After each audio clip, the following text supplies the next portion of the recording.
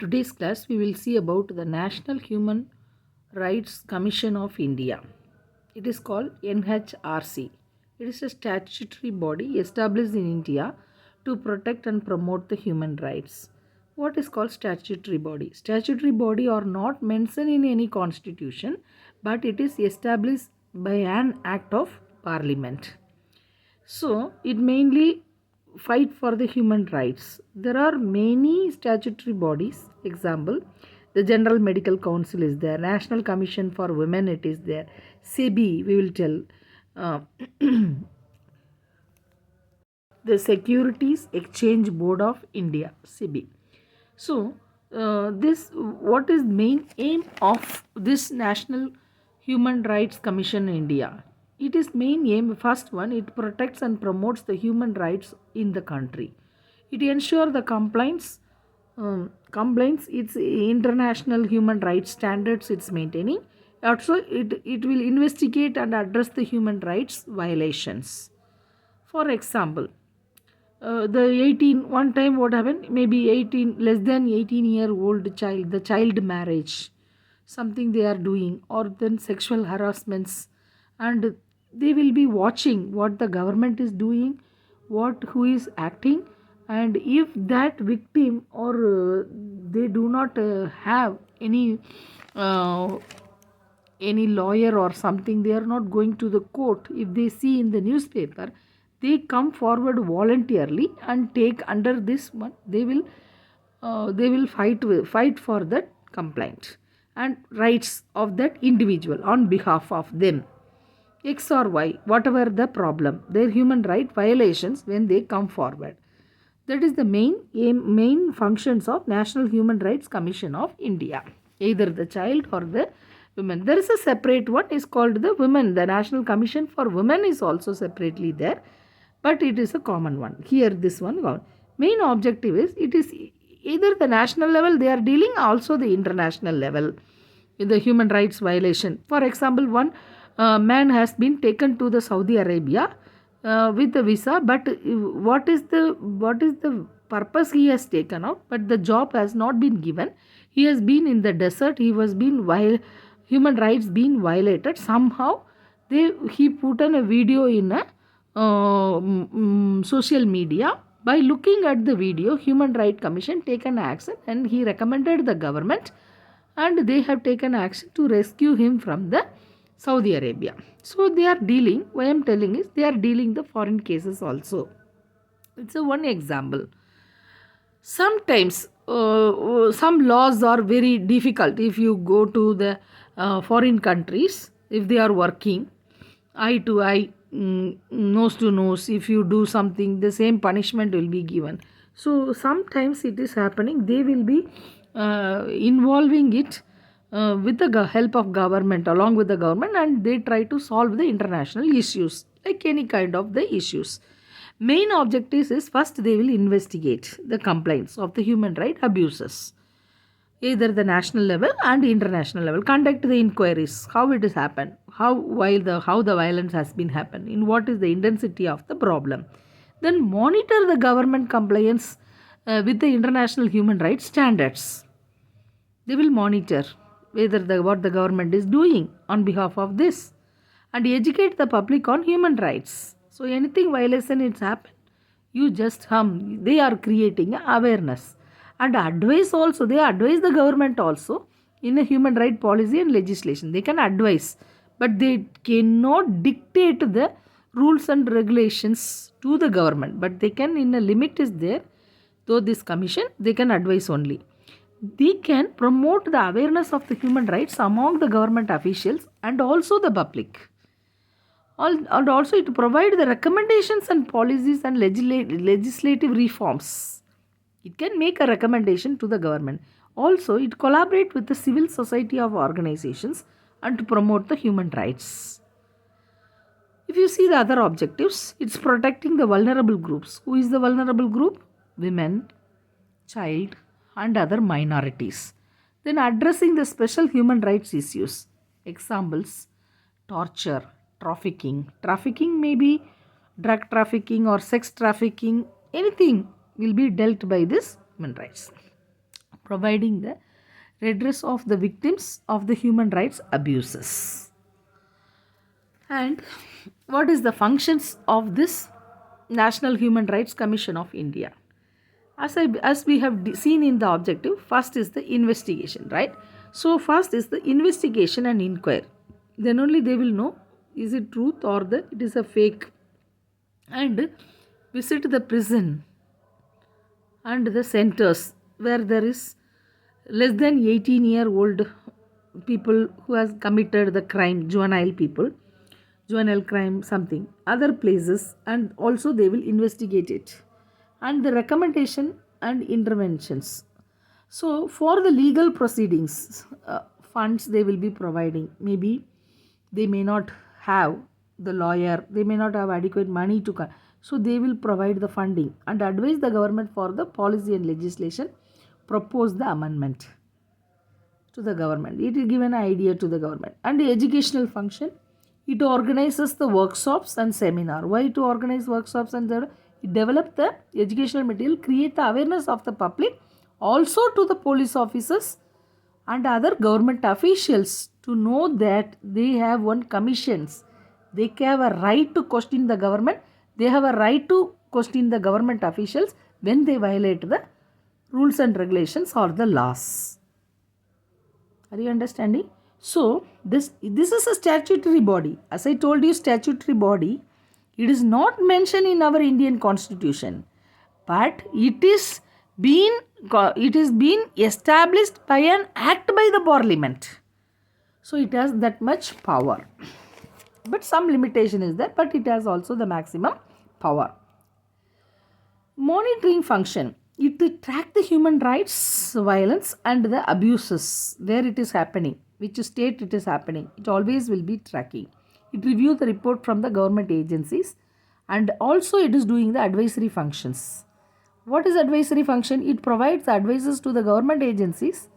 It also consults with the civil society of organization and also its experts. It also offers the guidelines to the human rights policies and legislations. And also it developed the National Human Rights Action Plan. What are you going to do like that action plan they are developing? And also it undertake the research and also it promote the field of human rights in the various research they are conducting, and it encourages the efforts of NGOs. So NGOs is called non-governmental organization. Before any government sensitize the any societal problems, the NGOs will be sense it, see it. All the 5 senses of NGOs will be very sensitive. They sense it. They will be the eye opening to the government to put the problem forward. Either the health problem, you take a health problem, vitamin A deficiency, fast NGO only play a main role. Then only it was the eye opening for the government to make a vitamin A prophylaxis program. Same way NGOs also it will make an National Human Rights Commission motivate the NGOs to do encourage them. Okay, let's see who are all the committee members. What are all the composition of National Human Rights Commission? If you see, first is the chairperson. The chairperson mainly it is eligible person has been the Chief Justice of Supreme Court of India. It's a very higher level post in India, prestigious post, honorable post, very important post in India. Then he is a chairperson and also one member who has been a judge of Supreme Court, previous judge, and one member who has been the Chief Justice of High Court, Supreme Court, High Court. Then 2 members from the person who have the knowledge of human rights. And another deemed members are National Commission for Minorities. For all minorities, like Hindu, Muslims, some minority groups. And the National Commission for Scheduled Caste, SC, STs. National Commission for Scheduled Tribes, Badgas, some kind of people will be coming. Dodas, Badgas. National Commission for the Women. Then will be the major issues all deal with the national health uh, National Human Rights Commission of India. What are all the major issues mainly they were dealing? That is very important. They were dealing major issues. If you see, custodial death, police custody, encounters. Sometimes some of the cases police will be doing an encounter, then fake encounters, tortures, cruel treatment by the police, gender based violence, example rape, child labor, child abuse, child marriage, child violence, human trafficking, then bonded labors, bonded labor. Sometimes the children being mother will be paid for 1 lakh rupees, then they will take the child 1 year, will make the child to work under some company, then 1 year after the child will be given to the mother. And exploitation, various other kind of exploitation, and disability rights of the violence, and environmental and health related issues. For example, there was a company, maybe there is a company that they are in the city side, they are dye making company, they are violating the law, environmental law, they are putting the excreta water into the river, the river whomever it is getting affected, or the neighborhood people are getting a skin cancer. So these kind of the issues also been dealt by the this one, police custody, anybody dying, encounter, major issues mainly they were dealing. What is the other social issues? If you take a social issues, caste based discriminations, anyone telling, hey, you are a scheduled caste, immediately if they complain, they will taken under the action, they will tell which law will be taking, and they will taken law. And then the tribal rights violations. So tribal means they should get some of the rights, they have right to take ration, right to do something, right to come to the society, right to get their ration, right to buy a land, anything if it's going violated, right to get education. And then minority rights violations also, and the LGBTG and the rights of and violations. LGBT, you know what is LGBTQ? That is the transgender, lesbian, all these things are coming. Then senior citizen rights violations. Senior citizens are mainly giving their property to the children, but the children will not taken care of them, and they will be put them into the roadside or not taken care when they do not have the effort to put the lawyer or something. If they read these newses, particularly in the social media, immediately human rights commissions, national human rights will come forward and will be taken to them with, they make them fund, put it to the lawyer. Many cases they have filed, they have reverted back the property from their own children, and with dignified life they have offered to the old age people.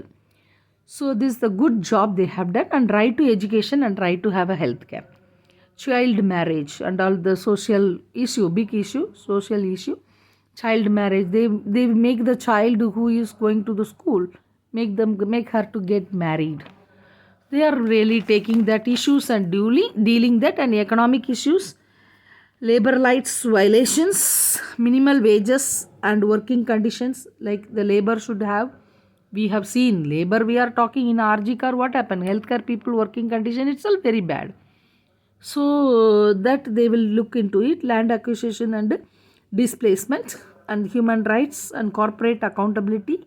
If the corporate people, for example, the corporates are having big hospital or something they are building in the city side, this much amount of the land or something will be the, that they have to do, or they have to take care of something, this land should be given to them for non-using something, that they will be looking into it. And the economic exploitations and extortions.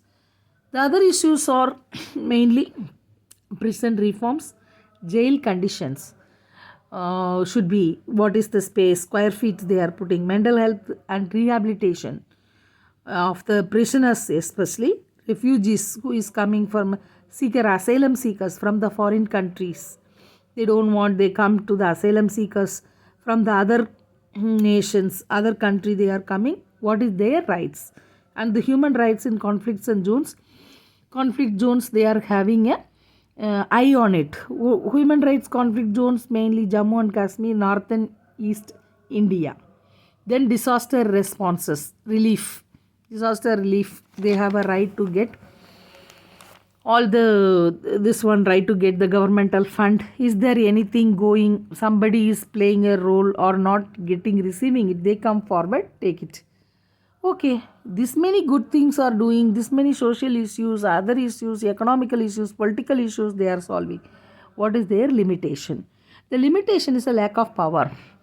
As I told you, it is, they are not mentioned in the constitution, but it is been the statutory bodies or by the enactment by the parliament law.